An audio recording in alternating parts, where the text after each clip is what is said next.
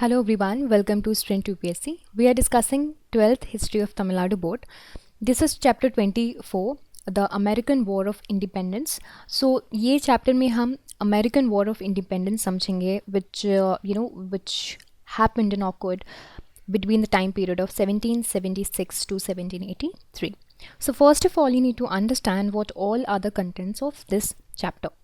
तो English colonies in America के बारे में हम पहले समझेंगे। तो देखो, अगर आप मेरे सेशंस ये जो पूरा बुक है शुरुआत से अटेंड करते आ रहे हो, तो हमने एक चीज़ समझी थी, ये बात समझी थी कि जो आपके यूरोपियंस के यूरोप में क्या हो रहा था, पॉपुलेशन क्राइसिस आ रहे थे। तो हमने जब देखा था कि कॉलोनीज़ जब बनाना शुरू हुए, जोग्राफिकल डिस्कवरीज हुई, तो उससे एक बेनिफिट उन लोगों को ये मिला कि वो दूसरे देशों में जाकर सेटल अप होने लगे। तो सबसे बड़ा देश था अमेरिका, तो वो हम समझेंगे यहाँ पे। फंडामेंटल कॉजेज समझेंगे, circumstances which led to war वो समझेंगे, फिर declaration of independence, important battles and importance of American war of independence, ये समझने की कोशिश करेंगे इस पूरे सेशन में। तो देखिए, यूरोपियंस ने क्या करना चालू किया था।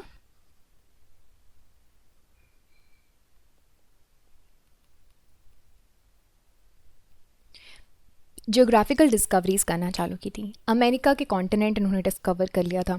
अब अमेरिका में लोग माइग्रेट करने लगे थे, और आप देखोगे जो साउथ अमेरिका है वो स्पेन ने कॉलोनाइज कर लिया। English and French established their colonies in North America. तो जो आपका साउथ अमेरिका का पार्ट है वो स्पेन ने कैप्चर कर लिया, और जो आपके पूरे नॉर्थ अमेरिका का पार्ट है वो इंग्लिश एंड फ्रेंच ने ऑक्यूपाई कर लिया। और आप देखोगे ना, 16th सेंचुरी तक, मिड 16th सेंचुरी तक इंग्लिश ने अटलांटिक कोस्ट में 13 कॉलोनी बना ली थी। Landless peasants, people seeking religious freedom and traders, ये लोग जो थे बेसिकली सेटल कर रहे थे यहाँ पे। शुरुआत में जो रिलेशनशिप था कॉलोनीज और ब्रिटिश गवर्नमेंट का, वो कॉर्डियल था, ठीक है, अच्छा था। बट ये जो कॉलोनीज थे वो कंट्रोल किए जा रहे थे बाय द गवर्नर्स, ओके। और ये गवर्नर्स पॉलिटिकल फ्रीडम एंजॉय कर रहे थे, and each colony had its own assembly, जो कि लोग इलेक्ट किया करते थे, ठीक है। It enacted laws concerning the local matters. However, जो policies followed by Britain government, they वो वेरी मच डिफरेंट, एंड इसी वजह से कॉन्फ्रंटेशन होने लगा। इसकी वजह से अमेरिकन वॉर ऑफ इंडिपेंडेंस हुआ, at the end of which colonies वो जो बनी हुई थी वो इंडिपेंडेंट हो गई, और there are several causes to these war, ठीक है।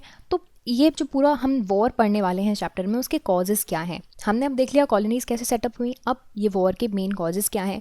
तो देखिए, ब्रिटिश गवर्नमेंट एक पॉलिसी अप्लाई कर रही थी, मर्केंटलिज्म। अब इस पॉलिसी के अंदर क्या होता है, सपोज ये ब्रिटिशर्स की कॉलोनी है अमेरिका में, ठीक है, तो और ये ब्रिटेन है, तो ये कॉलोनी में वो इस तरह के पॉलिसीज़ लेकर आएंगे सो दैट जो भी चीज़ करेंगे उसका बेनिफिट कहाँ पर होगा, ब्रिटेन में, उनकी मदर कंट्री में, है ना। ये जो जैसे हमारे देश में इन्होंने किया था, यहाँ पे रॉ मटेरियल फर्निश किए, ठीक है। तो ये जो कॉलोनीज़ हैं जहाँ पे ये लोग रूल कर रहे हैं, कॉलोनी बना के रखी है, यहाँ पे रॉ मटेरियल फर्निश किए, और they had to serve as market for the produced goods, यानी कि यहाँ पे रॉ मटेरियल आए, यहाँ पे गए, प्रोड्यूस हुआ, यहाँ पे चीज़ें ब्रिटेन में हुआ, बट यहाँ पे फिर वो वापस आया, और यहाँ पे वो जो प्रोड्यूस्ड मटेरियल है मार्केट वो यहाँ पर आके बिकेगा। Moreover, colonies had to ship their goods only in the British ships, सिर्फ यही शिप यूज़ किया कर सकते थे। इस वजह से colonies they were expected to add more wealth to the home country which is the Britain. British government, उन्होंने कुछ ऐसे लॉज बनाए और यही चीज़ अप्लाई करी जिससे जो मर्केंटलिज्म की पॉलिसी है वो आपकी फोकस किया। फिर क्या हुआ, इन्होंने नेविगेशन एक्ट्स पास किए, बहुत सारे सीरीज़ ऑफ नेविगेशन एक्ट्स इन्होंने पास किए ब्रिटिश पार्लियामेंट में, और ये क्यों थे, ये कंट्रोल करने के लिए थे अमेरिकन कॉलोनीज़ को। इन एक्ट में ये बोला जाता था कि जो भी गुड्स होता है of both export and import, they should be carried in the ship of England only, ठीक है। और जो कस्टम कलेक्टर्स हैं उनको अपॉइंट किया जाएगा इन कॉलोनीज़ में इन एक्ट्स को इम्प्लीमेंट करने के लिए। बट अमेरिकन कॉलोनीज़ को ये एक्ट कैसे लगे, उनके राइट्स के लिए इन्फ्रिंजमेंट लगे, कि उनको लगा कि यार ये दूसरे वाले आ रहे हैं, बाहर के लोग आए हैं, और हमें इनकी ही कार्गो शिप्स में चीज़ें देनी पड़ेगी, ये क्या, ये हमारे ऊपर राज करना स्टार्ट कर दिए। फिर मोलासेस एक्ट आया, उसकी वजह से हैवी ड्यूटीज़ जो है लगाई गई on sugar and molasses which were imported to American colonies. इसके अलावा there was series of trade acts जो कि आपके ट्रेड जो है वो कॉलोनीज़ के ट्रेड को कंट्रोल किया करते थे, जैसे कि there was a hat act 1732। इस एक्ट के अंदर import of hat from one colony to another was prohibited, यानी कि ब्रिटिशर्स की जो भी कोई भी किसी भी कॉलोनी है तो हैट जो है एक कॉलोनी से दूसरे कॉलोनी में इंपोर्ट नहीं हो सकता। आयरन एक्ट था जैसे कि 1750 में, जिसकी वजह से लार्ज स्केल प्रोडक्शन जो था आयरन का वो इन कॉलोनीज़ में बंद करवा दिया गया था। ये एक्ट कॉलोनीज़ को पसंद नहीं आई, उनको लगा यार ये क्या कर रहे हैं। इन्हीं रेस्ट्रिक्शंस की वजह से एक बिटरनेस डेवलप हो गई ब्रिटेन और ना है, not only Britain, I am really sorry, not only Britain, पर जो भी कॉलोनीज सेटअप की गई थी आपके जो यूरोपियन कॉलोनीज थी between these home government and the American colonies, they were looking for an opportunity to free themselves from control of these Britain people. Now circumstances which led to the war of independence. तो पहली बात, बहुत सारे causes हैं जैसे कि मैंने बताया था। तो एक तो फंडामेंटल कॉज तो यही था कि बहुत ज़्यादा एक्सटॉर्शनिस्ट पॉलिसीज़ हो रही थी, मर्केंटलिज्म वगैरह हो रहा था। Second is the 7 years war, ठीक है। तो जब 7 years वॉर ख़त्म हुआ 1763 में, फिर इसमें क्या हो गया था, कनाडा को ट्रांसफ़र कर दिया गया था इंग्लैंड के लिए, यानी कि पहले फ्रांस के पास था, अब इंग्लैंड के पास आ गया था। इससे क्या हुआ, जो अमेरिकन हैं उनके दिल में फ्रेंच फियर हट गया। There was no need to depend on their mother country against possible attack by the French. इसी की वजह से अमेरिकन कॉलोनीज ने डिसाइड किया to face the colonial attitude of these Britishers. Grenville measures की बात करते हैं तो ये क्या थे, ये he was the prime minister of England और उन्होंने बहुत सारे सीरीज ऑफ एक्ट्स लेकर आए थे जिससे अमेरिकन कॉलोनीज जो है उनके इंटरेस्ट इफेक्ट हो रहे थे। जैसे कि प्रोक्लेमेशन ऑफ 1763, इसमें colonist they prohibited the colonist from purchasing lands beyond the Appalachian mountains. तो ये कॉलोनिस्ट अपलेशियन माउंटेन के बियॉन्ड लैंड नहीं ले सकते, खरीद नहीं सकते। शुगर एक्ट 1764 का था, इसमें शुगर की जो ड्यूटीज़ हैं वो इंक्रीज़ कर दी गई थी जिसमें जो कॉलोनीज़ के लोग थे वो इफ़ेक्ट हो रहे थे। स्टैम्प एक्ट था 1765 का, इसमें ब्रिटिश स्टैम्प को यूज़ करने के लिए इंसिस्ट किया जाता था for the commercial and the legal documents of the colonies. फिर there was a quartering act which made compulsory that colonists they should provide food shelter to English troops। तो English troops को ये colonies को provide करना पड़ेगा food and shelter. ये सारी चीज़ें अपोज की गई इनके द्वारा और इन्होंने स्लोगन्स निकाले, नो टैक्सेशन विदाउट रिप्रेजेंटेशन। इसी वजह से ये बोल रहे थे कि हमें अगर हमारे लिए लॉ निकाल रहे हो तो हमें इंग्लिश पार्लियामेंट में जगह दो, है ना, हमें रिप्रेजेंटेशन दो। इसकी वजह से वॉयलेंस वगैरह हुए और ये जो स्टैम्प एक्ट है उसको रिपील भी किया गया। फिर एक और रीज़न है टाउनशेंड लॉज। सो जो चार्ल्स टाउनशेंड थे, he was the finance minister of England, उन्होंने फ्रेश टैक्सेस लगाए थे on the glass, paper, tea, paints, इन सब में, और इनको ये टाउनशेंड लॉज भी बोला करते हैं। सो अमेरिकन ने इसके खिलाफ प्रोटेस्ट किया, बायकॉट किया ब्रिटिश गुड्स को। फिर 1717 मार्च में 5 Americans they were killed by these British soldiers at the Boston during the protest। इसकी वजह से जो आपका बॉस्टन मासकर है वो हुआ एंड आफ्टर दिस इवेंट ये जो लॉ है उसको रिपील भी कर दिया गया था। अब देखते हैं बॉस्टन टी पार्टी क्या थी। तो 1773 में क्या हुआ था, एक नया टी एक्ट पास किया गया था जिसमें इन्होंने क्या बोला कि इम्पोर्ट जो भी होगा टी का उसमें टैक्स लगाया जाएगा, ठीक है। So it was a symbol to show that कि ब्रिटिश पार्लियामेंट के पास क्या है, they have the right to tax the colonies. But America के लोगों ने प्रोटेस्ट किया। ये जो है इन लोगों ने actually a group of American they dressed as red Indians, ये शिप पे क्लाइम किए, आप जैसे इमेज में रिप्रेजेंटेशन देख सकते हो। They threw away the tea bundles into the sea, और ये कहाँ पर हो रहा था इंसिडेंट, बॉस्टन हार्बर में हो रहा था, इसी वजह से बॉस्टन टी पार्टी बोलते हैं। एंड ये इवेंट हुआ था 1773 दिसंबर में, इसी को वही बोलते हैं अपन बॉस्टन टी पार्टी। और जो भी ऑफेंडर्स थे ये सारे उनको पनिश किया गया था। फिर 1774 में ब्रिटिश पार्लियामेंट ने एक इंटॉलरेबल एक्ट्स पास किया against the Americans so that ये जो प्रोटेस्ट है वो बंद किए जा सकें। अब देखते हैं फिलाडेल्फिया कांग्रेस के बारे में। तो अमेरिकन कॉलोनिस्ट जो भी थे उन्होंने सोचा कि अब हमें यूनाइटेड होना पड़ेगा, हम यूनाइटेड हो जाएंगे तो ब्रिटिश के खिलाफ लड़ सकते हैं।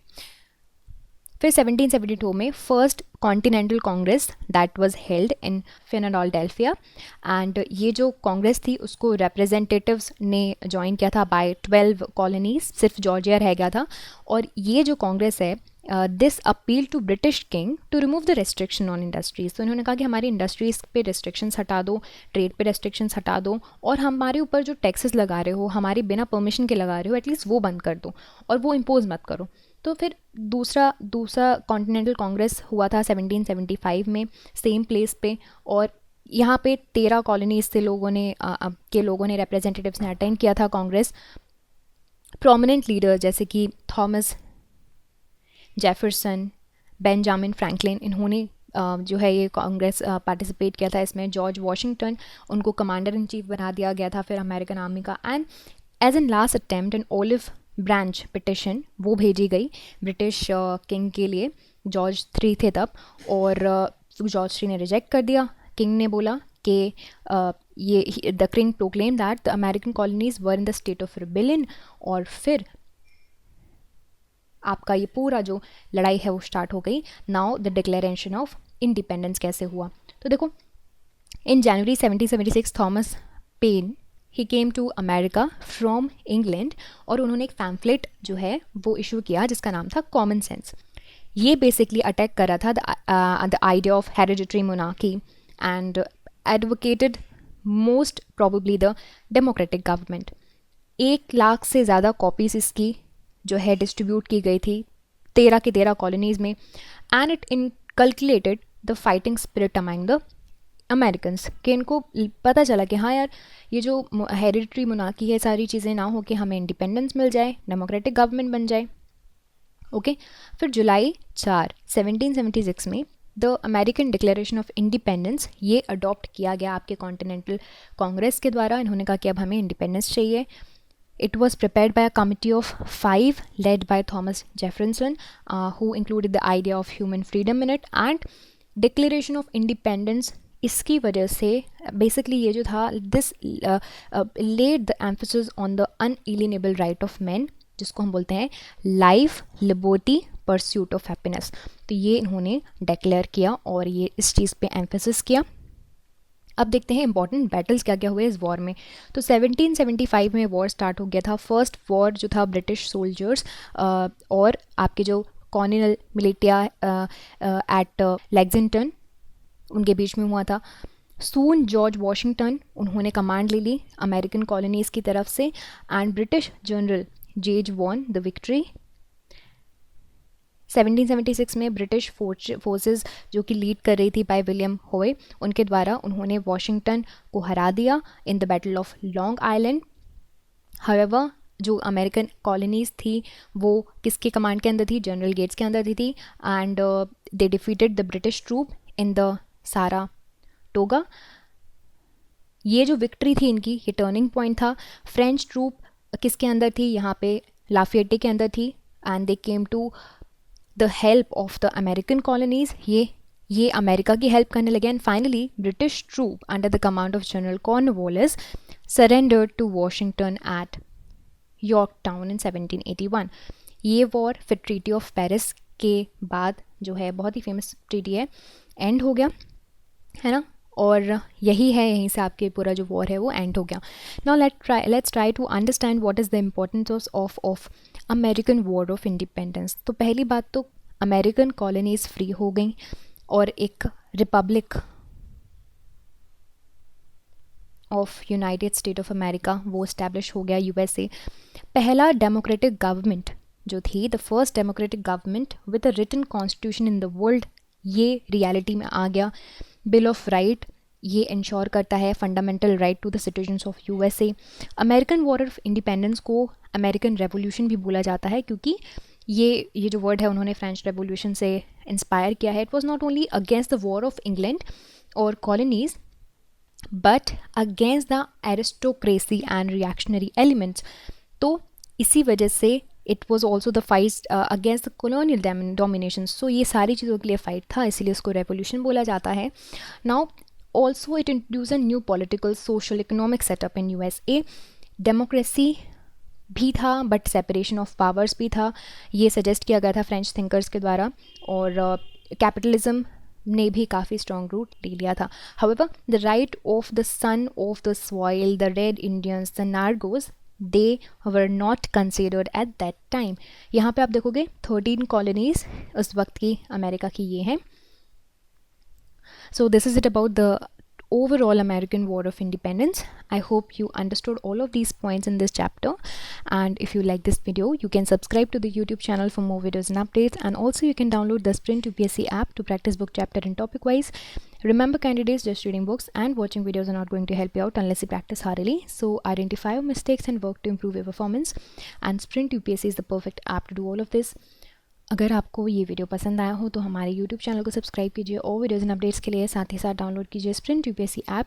यहाँ पर आप अपनी books chapter and topic wise practice कर सकते हैं. देखिए, सिर्फ बुक पढ़ने से, वीडियोस देखने से मदद नहीं मिलेगी. जब तक आप अच्छे से प्रैक्टिस नहीं करोगे तो अपनी मिस्टेक्स को जानिए, परफॉर्मेंस को इम्प्रूव कीजिए, और स्प्रिंट यूपीएससी इसके लिए परफेक्ट ऐप है. I will see you soon in the next video. Thank you very much.